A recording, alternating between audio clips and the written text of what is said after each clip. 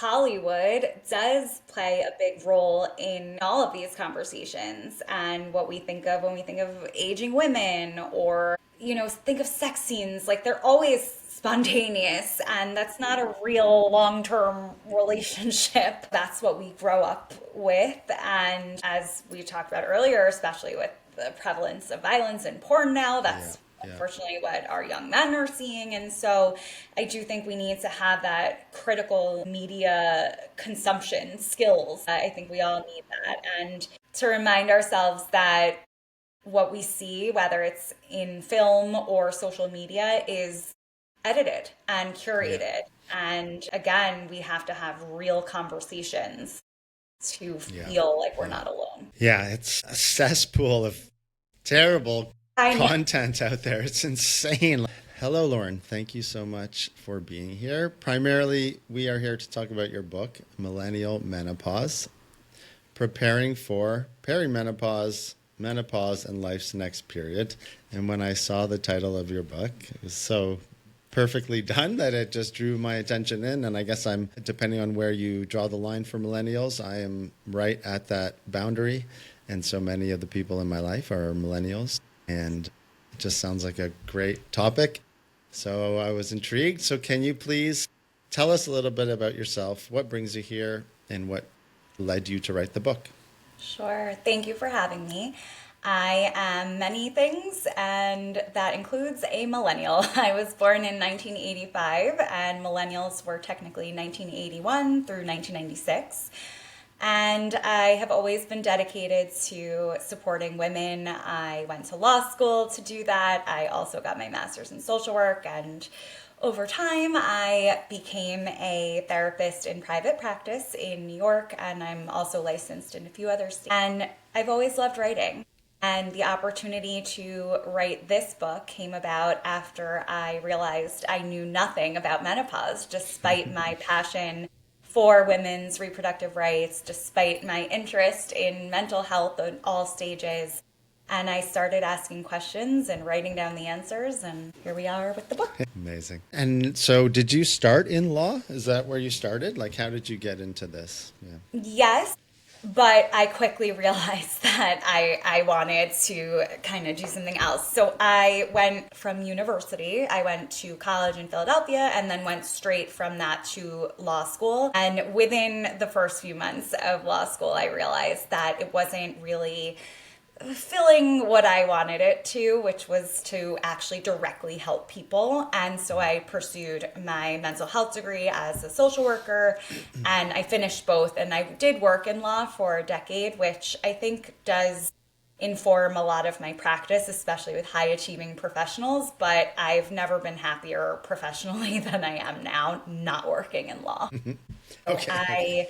Wow. yes, I did both degrees within 4 years, and I finished school in 2011. Holy moly. Yeah, Wow. Good for you. That's thank you. amazing. Yeah. Yeah, I That's a like to lot. read, I like to write, so. Really. Wow. Okay. And I guess, where did the idea for the book come from, or how did it sort of dawn on you that this is something you had to write about? So, truly, when I say that I've always been passionate about supporting women, I mean that. I was the president of my high school's Women's Issues Club. I was involved in many women's groups in college and law school and grad school. And I became a mom in 2016 for the first time, and I had a real passion for maternal mental health and sort of that phase of life. But I was about to be 39, and I thought, I don't know anything about midlife and what comes next. I knew the end of fertility and maybe some hot flashes, but I really didn't know. And I thought, is this just me? And sure enough, it wasn't. Many of my physician friends knew little about menopause as well.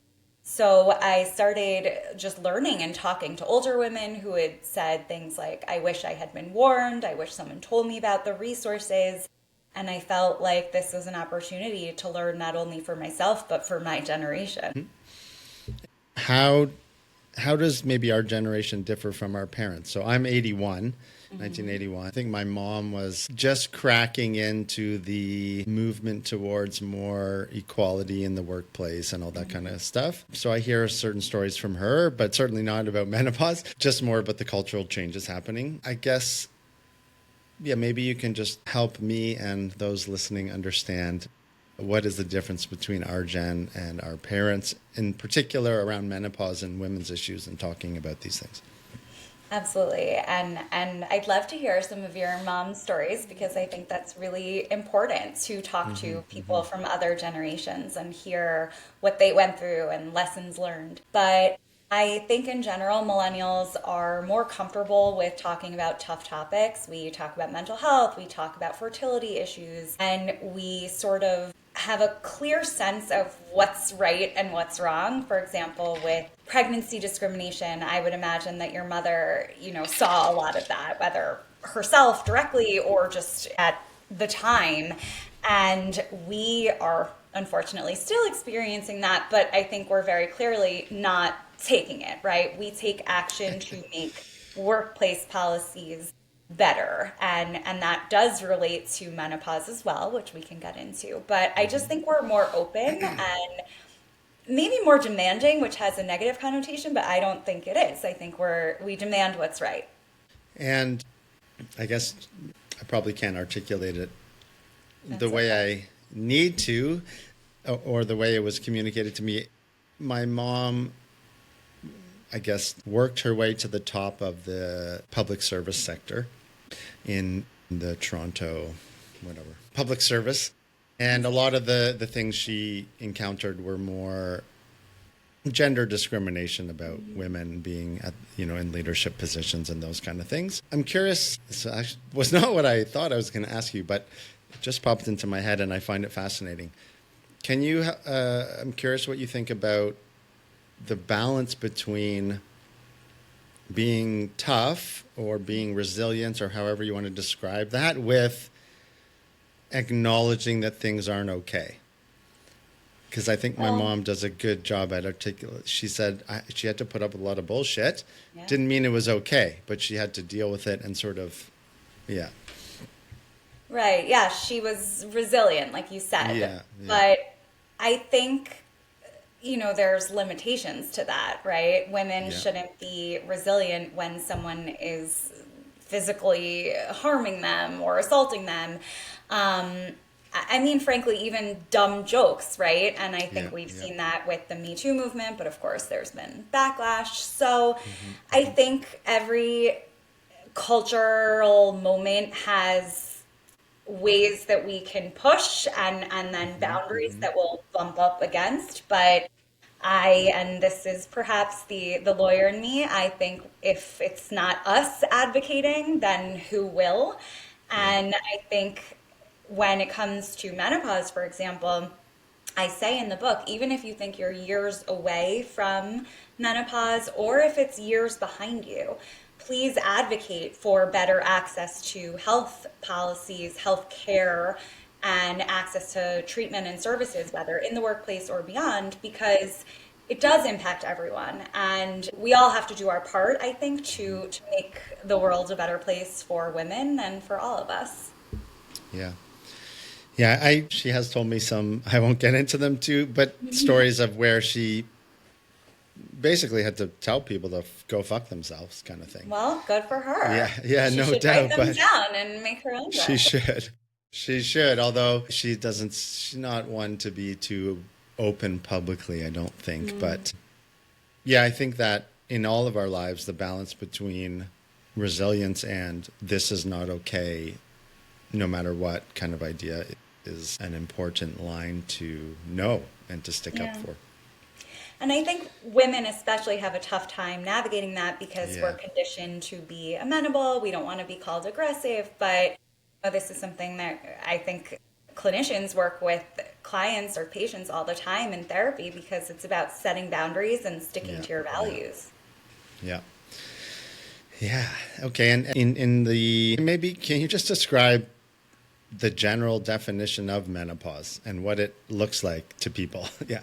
Yes, and there are no dumb questions. I'm very honest when I say I knew extremely little, and I'm educated and I care, and I was really ignorant. And that speaks to, I think, the need for books like these and conversations like this one. So thank you for having me and allowing me to define it. So menopause is the end of fertility, the end of our ovaries producing estrogen, and it occurs around the average age of 51 and a half in the US and North America. I'm going to group in Yeah. Canada as well. And it is technically one day marked by the 1 year anniversary of a woman's final menstrual period.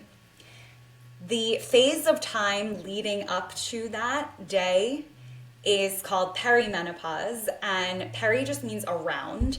And what goes on during perimenopause is women's hormones, particularly estrogen and progesterone, are fluctuating like a roller coaster and then ultimately decline.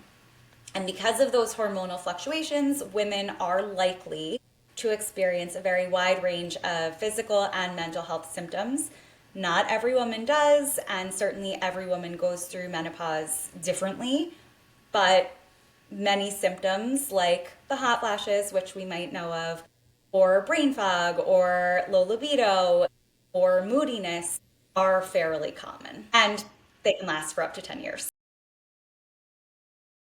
And and so it does clearly mark the end of fertility. Is that kind of the biggest sort of distinction, would you say? Menopause does. You can Yeah, okay, still right, right. get pregnant and have a healthy pregnancy during perimenopause. It's just that your ovulation may not be as regular as it was before your hormones started doing that roller coaster dance. Got it. And would you say, maybe you already described it, but the main difference between, I guess, the coming experience of menopause for many millennials or those that maybe are experiencing it early, what are the main differences between, say, our mother's generation or even, beyond? Yeah. So the main differences, I would say, are the dialogue that we're having about it, Yeah. right? It's not hidden in the shadows. It's we're talking about it. We talk about all kinds of things, and this is, added to the list because we are at that age where we're beginning perimenopause, if not in actual menopause, and also the treatment options. Because what happened with our mothers, the baby boomers, was in 2002, a study funded by the US came out that was misinterpreted to basically people became afraid of hormone therapy because they thought it caused breast cancer and other cardiovascular health issues. In the 23 years since, we have clarified the findings. And in general, and this is of course not medical advice, in general, hormone therapy is safe and effective for most women. And it's really a game changer. And it is so important that women realize they don't have to be suffering to get hormone therapy. They also can be in perimenopause, so still getting a period or still, fertile to get hormone therapy. And we are also seeing an increase of non-hormonal options as well, which is wonderful for the women who do have contraindications to hormone therapy. So it just speaks to more options, and I do think that goes back to the more open dialogue that we're having about it. Yeah. And can you explain what are the hormone therapies or what does that entail? Sure. So usually when we're talking about menopausal hormone therapy, we're talking about estrogen and a form of progesterone because those are the two that are fluctuating and then decline, and sometimes testosterone. And all three can be in various forms. For estrogen and progesterone, we usually see pills, patches, creams, gels. For testosterone, there is no US FDA approved dosage for women, but off-label, and women have to, really calculate the exact amount. I don't know what it is in Canada. I'd have to look that up. But we have a ways to go in terms of access to medicine. But again, we're working towards it. And yes, there's a variety of ways to to consume or ingest the medicine. And we, again, the more the merrier, because every woman will tolerate it differently or has different needs. And the more options, the better. Got it. And it helps with just all the physical, mental, whatever changes that happen during the whole Yes. So process. nothing is magical, right? And I don't Yeah. want to say that, oh, just go on hormone therapy, you'll be fine. And all of my medical professional friends, doctors, nurse practitioners, they say that treating perimenopause is a lot more complex than treating menopause, because once you've reached that menopause phase, you have no more estrogen, your progesterone's low. It's kind of easy to treat it, but with perimenopause, because of that roller coaster, new symptoms might pop up, they might change. But the idea is that estrogen will help with a lot of things like difficulty staying asleep. Estrogen can help with that. Estrogen can help with joint pain. Estrogen can help with vaginal dryness. And there's also local estrogen, which is truly local, not systemic, that many women would benefit from. Progesterone often helps with moodiness as well. It helps with falling asleep. And as you know, sleep is, the foundation of good health. Yeah. So, and then testosterone can help with libido. Anecdotally, a lot of women say it helps with energy and motivation, concentration. So there's a lot of different tools that we have in our toolbox. Okay. Thank you. Sure. There's a question here what are some of the most common fears or misunderstandings women have about sexuality during perimenopause? And perhaps even menopause once it all kind of balances out. When women hear menopause, they associate it, not incorrectly, with aging. And women in our culture are conditioned to fear aging. Right.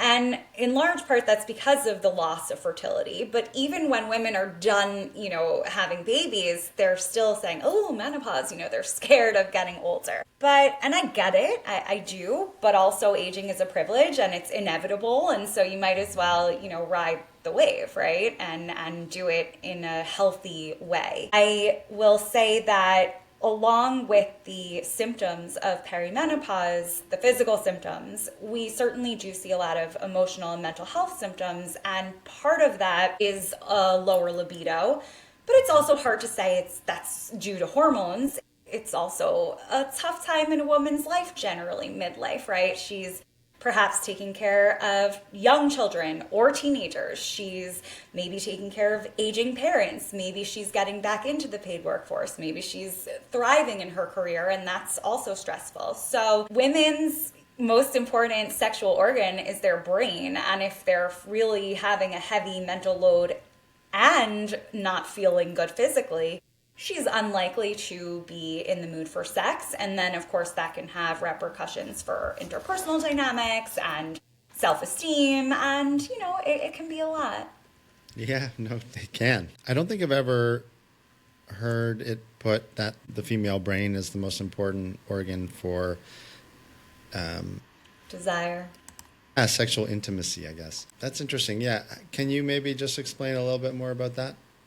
Sure, and I won't go into the science because I will defer to my medical colleagues for that. But I'm sure, anecdotally and professionally, personally and professionally, you've heard that, right? Like, I'm too stressed to be in the mood. Whereas men have more easily spontaneous desire, women have more responsive desire. And it can be really hard if they're stressed or exhausted or thinking about their to-do list to in the mood for sex. And right, I mean, it's quite common. Yep, for sure. But it's not, I will say, optimistically, recognizing it and saying, this is bothering me, if it is it's okay. And there are things to do about it. So that can include better communication with your partner if you have one. That can include self-directed masturbation, so you figure out what feels good for you. That can include, of course, making sure there's no pain, so that vaginal dryness that I mentioned. There's lubes, moisturizers, vaginal estrogen. And there are also 2, in the US at least, FDA-approved drugs that can help with women's libido for women who are not yet menopausal, but I didn't know about them until I started my research, and I'm constantly telling everyone about them because they're options. They may not work all the time for every woman, but again, we want more options. Yeah. And I think that idea of talking about it, being open, having discussions, not only for things like this, but in mental health, well-being Yes. in general is so important. And people, it seems that, I don't want to generalize too much. Oftentimes, the most difficult conversations to have are the ones we need to have most with those closest to us. And this is certainly a topic that probably, maybe, can you share a little bit about how you see your clients or people you've worked with navigate those difficult discussions? Absolutely. And I agree that it can be extremely challenging. I think it's a very rewarding part of my job to support them through these tough conversations, whether it's with their partners or whether it's repairing with their children. A lot of the women that I work with who are in perimenopause tend to get symptoms of irritability and rage, and they kind of describe it as they can't control themselves. A demon takes over, and then they yell at their kids, then they feel guilty. And so we talk about having tough conversations even with our young children about, I was in a bad mood and I'm sorry, and proceeding and healing from that. Also tough conversations about what we need in the workplace, whether that's a raise that we deserve or access to accommodations that we might need it as we're experiencing menopause symptoms. So a lot of my work is to be a cheerleader, someone who encourages the women that I work with to stick with their values, like we were talking about earlier, to assert their needs and to not be afraid to ask for what they deserve, because if you don't ask, you won't get. Yeah. And what do you find, maybe you already touched on this, common barriers to women in this context, but people in general asking for what they need and allowing themselves or maybe encouraging themselves to do so? Often see that the biggest barriers can be themselves. And it's not, women's faults. It's culturally, again, we're conditioned to not make a fuss and be nice. And usually if you make the ask, and of course you do it in a kind way, which I'm a big proponent of, if you make the ask, even if you hear no, it'll be okay. And I think that once you practice that, you're more comfortable with it. And again, if you don't ask, you'll risk not getting your needs met. So sometimes we need that nudge.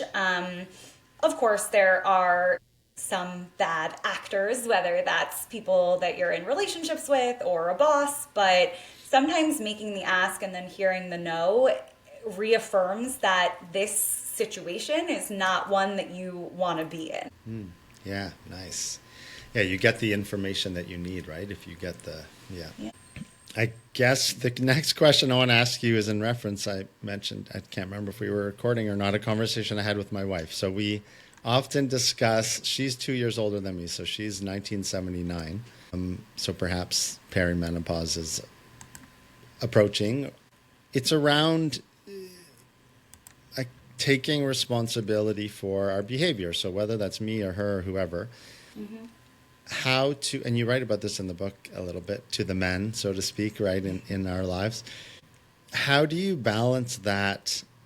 I behave this way, likely for these reasons.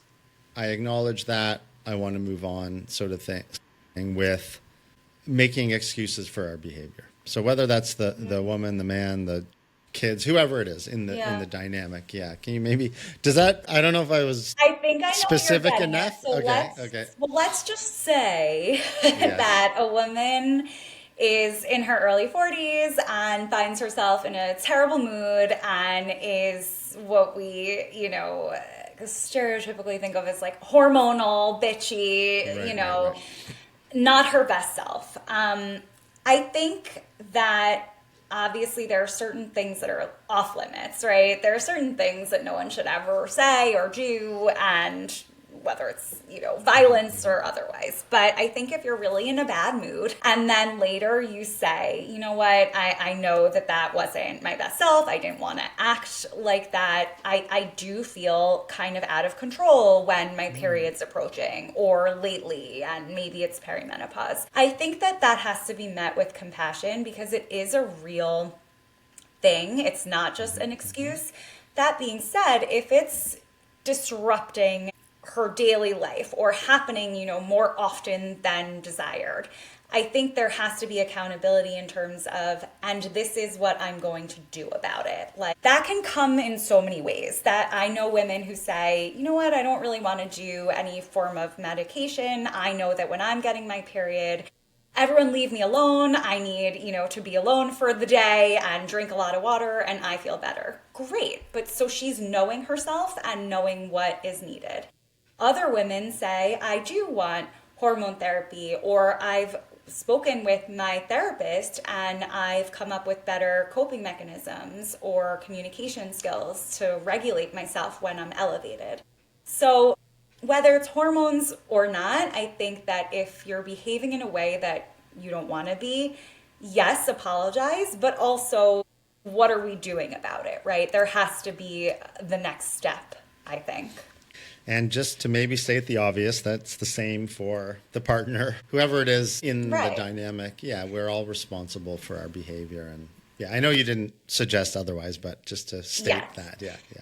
No, and you're absolutely right. And to give a sort of gendered example, if a man has a bad day at work and is in a bad mood, people get in bad moods. And I always say this to my clients, that my goal is not to help you never be anxious, never be sad, because you're human. But it's how you navigate the sadness, the feelings, and then the conversations with people around you. So, the man having a bad day can say, I've had a bad day, like I just need to chill, or I'm gonna go work out, whatever it is. But you have to know yourself and then know how to feel better. And if you've been, badly behaved, so to speak, apologize and own it. Yeah, yeah, yeah. Yes, definitely. Maybe we skipped over it a little bit, but I have a daughter who's 10 and a half. Can you maybe just talk a little bit about how puberty for girls and that kind of stuff fits into this conversation, or how it may influence it? I think you can't talk about menopause without talking about periods and just the way that we treat women's health in general. And it, has been sort of taboo, but it's the most natural thing, right? We literally couldn't be here without menstruation. And so the same way that, we talk about adolescence, we talk about growth spurts and getting taller and losing teeth and all the things. It's a part of that. And I understand that it is subtext is related to sex, which some people are prudish about. But if we just treat it like, yes, adolescence includes for biological females getting a period. And similarly, menopause is the phase of life where we lose our periods. Right. And I think it's so important to talk to our kids about our health. And this is a phase of human development and health. And in your, excuse me, in your, I don't know, peer groups or I assume people around your age, depending on when they have kids, have children approaching puberty. How, I don't know, this is a little bit off topic, but That's okay. I have a 13-year-old son. Oh, cute. Yeah, My kids are similar. Are they? Yeah. My son is 9, my daughter's 7. So will be similar the same. gap. Yeah. Yeah. This is totally off topic, but conversations around young boys and pornography and sex and how to have healthy sexual relationships, and maybe also with girls, young girls, how these conversations are had. Are you in touch with, or do you hear, or you have these conversations, and any insights you can offer?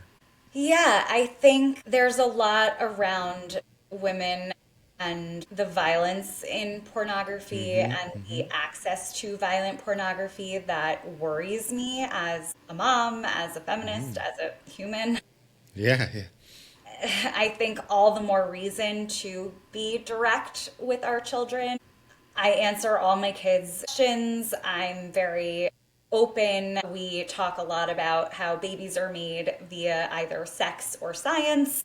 And I hope that they are comfortable asking me, anything. And I'm a big believer in just being direct. I don't think you need to go into everything, depending on the ask, but just answering them honestly, because kids, if they're curious, they will learn. And you want to, I think, be the right resource.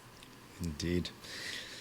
And so would you say, I hate feeling like I this. know. I was Yeah, sick a it couple weeks sucks. ago as well. It's that time Yeah, of year for sure. it is. Oh, it's horrible. Any particular anecdotes about or just commentary around? I agree with the directness. There's no need to sort of beat around the bush. I know maybe as therapists we're a little more comfortable with those kind of conversations than the average parent, but Yeah. even still, and that's probably an assumption, but yeah, does it go, or can you think of any specific examples, or just sticking to that principle of doing our best to be honest and straightforward and direct? I think you're right. Maybe we as therapists are more open, or just in general, not everyone is. But Yeah. I think if you find resources, you have to be able to say, well, this is the basic facts, and if you have more questions, talk to your aunt, or here's a book that we can read together. You have to find what feels right for you. And I think that books, podcasts, there are so many resources available. And every family and household has its own values and belief systems that our children may or may not adapt for themselves. But I think as parents, if we think about what is it that I want my child to know and to learn, I think it is our responsibility as their guardians, as their caregivers, to point them in the right direction. And I do it with, starting with periods and babies and the things that are more kind of in their world at this point. Thank you. Sure. And I guess I think it's analogous. Like, can you give examples or just your thoughts on the importance of open, I'm generalizing, of course, but open, intimate, sexual, etc., relationships between couples and etc., and how maybe you've seen certain couples or people manage it a certain way or another way. I guess being around this age, so many, as a therapist and as a friend or whatever, so many people have difficulties with these types of conversations and the importance of it for a healthy relationship. I think kids are sponges, and they are seeing and listening and observing so much more than we might give them credit for, or that we might be, because we're navigating, a lot as adults. And I know that my son and I, for example, we were watching a TV show the other day, and there was this relationship between a teacher and a student. And I think the student was in college, so it wasn't as totally obviously wrong as Yeah. it is to an adult. But immediately I paused and I said, that this is not okay. And even though they're both grown-ups, that the teacher is in a position of power, and that should never happen. And my son was like, of course I know, Mom. you know, Whether I had said that to him before, or he, knew that instinctively, whatever. I'm glad that we had that conversation. And I think there's opportunities everywhere. We have family friends who are divorcing, and we talk about what that means. And every family's different. My brother has a husband and a baby, and we talk about how she came to be. And there's opportunities all around us to learn, and I think that we're learning alongside our kids too. Indeed. Any other, I guess, areas of this conversation in your work or even socio-politically that aren't discussed or that I haven't asked you about or whatever, things that come up for you a lot? I would say that something that surprised me as a mental health provider was how much the menopause transition can impact women's mental health. And I talked a little bit about the rage, the irritability, but those are not nothings. And women can experience, up to 70% of women experience mood symptoms. And that doesn't necessarily mean that they're having major depressive disorder episodes, but it's not easy. They are experiencing poor quality of life, and they don't necessarily have to be. And I just want to emphasize that if you're not feeling like yourself, if you are feeling like you're in that bad mood more than you want to be, let's pay attention. Let's figure that out. Maybe it is a matter of adjusting your sleep schedule or your partner doing more at home. Maybe you do want medication or a therapist. There's a lot of, again, tools in our toolbox. And I will also just say that in general, even though I am talking about all of the options, this does take patience, trial and error, figuring things out. So I know we're all tired, but it's worth going on this journey to figure out what works best for you so that you can have quality of life and show up for others in the way that you want to. Right on. And whether it's specifically related to menopause or mood or whatever, how do women become aware that they may be in perimenopause? Like what are the signs, symptoms, etc.? So some of the ways that they used to say was changes in your period. Because if your period, usually the monthly bleed becomes closer together and heavier, and then it stretches out and is farther apart until you no longer have it. That is certainly a helpful clue, but so many women don't get a period, whether they have an IUD or they're on the birth control pill or they've had a hysterectomy, they no longer have a uterus. So I like to give other clues. Brain fog is often a very early symptom.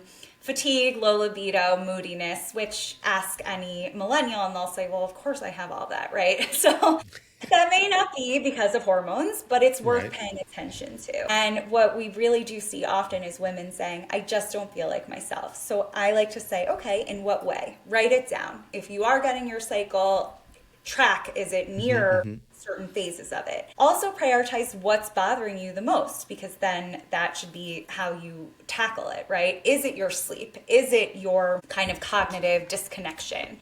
What's going on for you, and then how can we approach it? And of course, in that, you also should rule out any other medical issues. Right. Excuse me. Okay, and so say, as you mentioned before, sleep is, it's amazing how overlooked that is when it comes to clients in therapy or just in, like, it's amazing. I'm often asked, well, actually on my intake form, it says, what is your sleep? Yeah. And so often people are like, terrible. And it's like, well, no wonder you feel like crap. Exactly.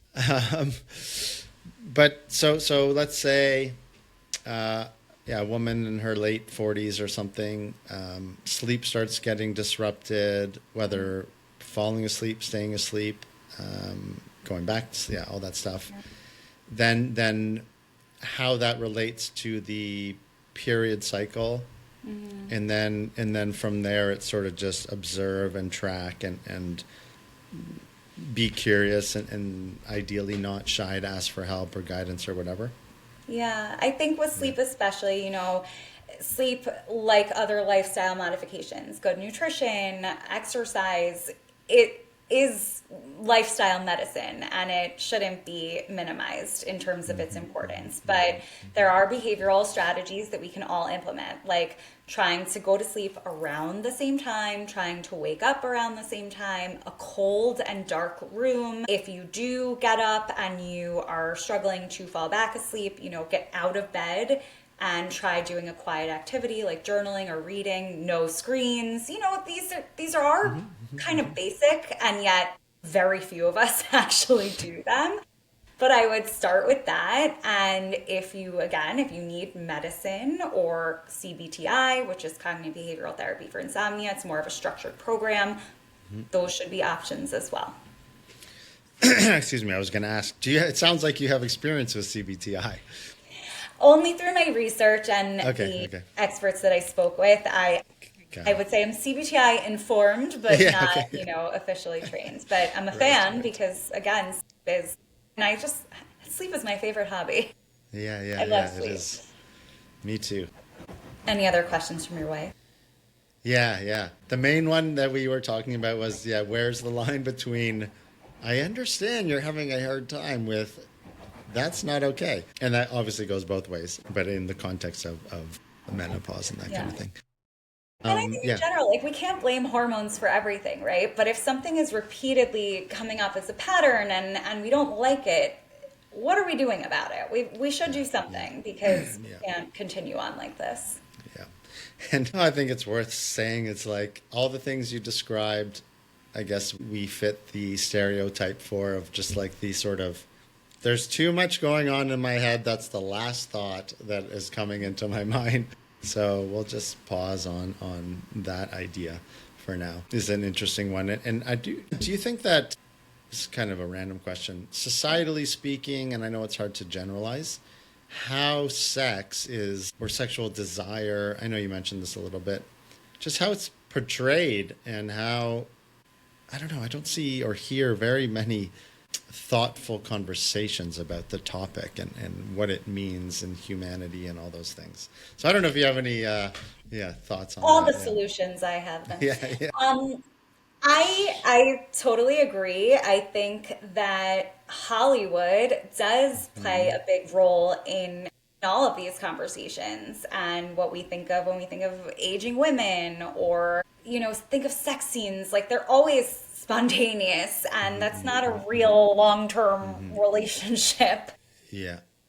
And yet, that's what we grow up with. And as we talked about earlier, especially with the prevalence of violence in porn now, that's Yeah. unfortunately what our young men are seeing. And so I do think we need to have that critical media consumption skills. I think we all need that. And to remind ourselves that what we see, whether it's in film or social media, is edited and Yeah. curated. And again, we have to have real conversations to Yeah. feel like we're Yeah. not alone. Yeah, it's a cesspool of terrible I know. content out there. It's insane. Like I'm not on social media anymore. I have YouTube, but sometimes when I catch my son watching stuff, or sometimes my daughter even, just like, what is this? It's so fake and I know. yeah, it's yucky. Oh wait, I had a question there. I was going to ask you. I guess it was any surprising things you discovered in your research that you were kind of, I don't know, enlightened by or just whatever? Anything in particular? Certainly, the fact that perimenopause symptoms often do start in one's late 30s, early 40s. And I think that we do ourselves a great disservice by saying, oh, well, menopause happens to old ladies, because a lot of these symptoms can be debilitating or life changing. Women drop out of the workforce because they are not feeling good, or they have problems in their marriages or other relationships, and again, they don't have to be feeling that bad. There are resources. And I was also surprised by the range of symptoms, which again, not every woman experiences, but it's not only the mood swings, the hot flashes, it's also potentially changes to your sense of smell or a feeling of a metallic taste in your mouth or ringing in your ears or joint pain, itchiness. I mean, the list goes on, unfortunately, and that does take a lot of time and effort trying to rule it out because so few, or trying to figure out what's going on because so few providers are trained. And it's very much time to change that. Right. Thank you. Sure. It was similar but slightly off topic. Any ideas on how, I guess, modern industrial society can support the differences between men and women, particularly in the workplace and in the pay gap and a lot of that stuff? Because so much of that comes down to pregnancy and babies and then this kind of thing too. So I don't know if you've come across any insightful thoughts, or I know it's a big question, but yeah, any thoughts on that? Yes, and in my previous life and previous jobs, I've done a lot on workplace policy related to paid family leave, which is not a privilege that we have in the US. It's a disaster. So yeah, sorry. it's a Right. disaster. Terrible. So start Yeah. there. Right, right. And that, I think, culturally, I think we need to value women more. I think we need to value caregiving more. And in the workplace, because again, in the US, so much of our health care coverage is dependent on our employer, we need to ensure that we have and access. And we don't want to be losing midlife women when they can and are such a wonderful resource in terms of our workplace talent. So that might mean education on menopause in the workplace as a wellness benefit. I've given a few talks on this, fortunately, because it is becoming part of the conversation. Think about, access to tampons or pads in the ladies' room at work. Similarly, we need to just normalize these issues. And some women who wear uniforms, for example, maybe the uniform needs to be a certain material that doesn't exacerbate a hot flash. Or we need to give women access to thermostats, or we need to ensure that their healthcare policies do cover access to menopause specialists. It does boil down ultimately to valuing women, which we're struggling with a little bit as a country over here, but I am hopeful that things will change. And if not, bring me with you. Yeah. It's like, I think the people that resist that conversation don't quite understand the implications of it. And it's not a political, I think if we can figure out how to address that more effectively, we will all greatly benefit. We will all benefit. It's a win-win. Yeah, we will. It is. Even if you don't care about women, totally. You don't want to lose the investment that you've made in your employees. So financially, it's in your best interest to provide the support, even if you are heartless. Yes. And if you're a cold-blooded capitalist, which I'm not criticizing capitalism, I think it's the best we've got, but well, your capital will work better if you invest in everybody. I was just gonna point out, I think as a result of my mom's work life, right, she basically had to sacrifice being with us more so she could work. And so that's like another, I think you guys have pretty poor childcare services we have too, terrible. right? Like daycare. Yeah. You have like 2 weeks of maternal leave, and then, it's madness. Well, no, 2 weeks is not guaranteed at all. It's actually. not? I thought it was. Wow. Nope. Is there any guarantee? No, you have FMLA, which is a federal policy that basically says your job is safe after 12 weeks, but it's unpaid, and your employer still has to meet certain criteria. Increasingly, we're seeing states guarantee some form of paid leave, but I mean, we have a lot to learn from our Canadian neighbors and other developed countries, every other developed country. Yeah. It's amazing how America lacks a lot of that. Amazing is one word for it. Yeah. Yes, It is one. We'll just stick with that, I guess. Any last thoughts or things or whatever that we haven't discussed, or so that, and then maybe it's the same question. I'm always curious, outside of this book, outside of your work, are there things happening in the world or interests of yours that you find very, inspiring, etc., that you want to share?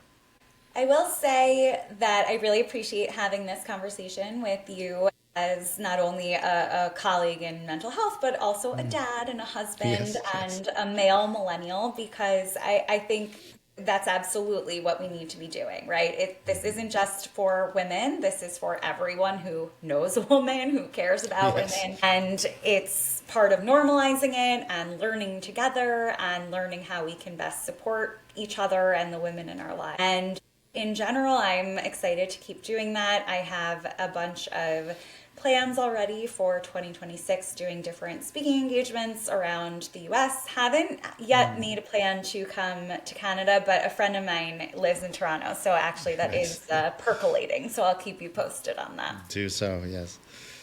Cool.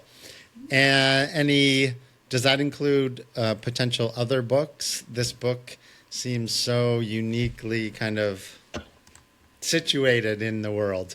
Do you have other potential ideas of books or things that you may pursue? Or is it just not on the radar right now?